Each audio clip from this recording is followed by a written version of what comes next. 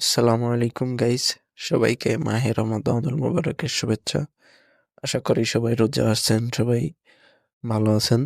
তো আজকে আপনাদের মাঝে আলোচনা করব কিভাবে আপনারা বাড়িতে বসে নিজের বিদ্যুৎ বিল নিজের বিকাশ থেকে দিতে পারবেন। তো তার জন্য আমাদেরকে সর্বপ্রথম বিকাশে চলে আসতে হবে। বিকাশে আমি ঢুকতেছি।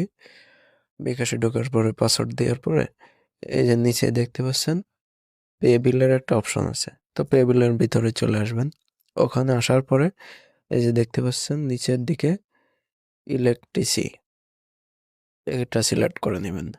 এরপরে এখানে থেকে নিচের দিকে চলে আসবেন। তারপরে এই যে প্রিপেইড, এটা হলো আমাদের সিমের সিস্টেমের মতো, অর্থাৎ আপনি যে কয় টাকা ভরবেন আপনার সেই কয় টাকা শেষ হওয়া পর্যন্ত বিদ্যুৎ চলবে। তারপরে টাকা শেষ হয়ে গেলে কিন্তু আর বিদ্যুৎ চলবে না।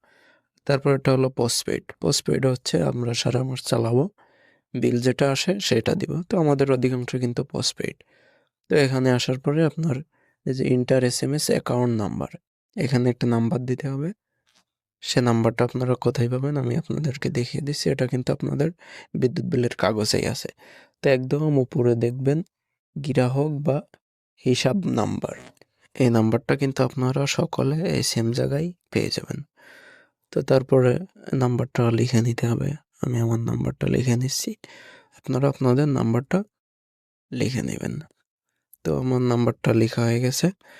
এখন উপরে যে দেখতে পাচ্ছেন মাস সিলেক্ট করার অপশন, তো এখান থেকে যেহেতু ফেব্রুয়ারি মাস, আমি ফেব্রুয়ারিটা সিলেক্ট করে নিলাম। নিয়ে কন্টিনিউতে আসার পরে যে দেখেন এখানে কিন্তু আমার 414 টাকা শো করতেছে।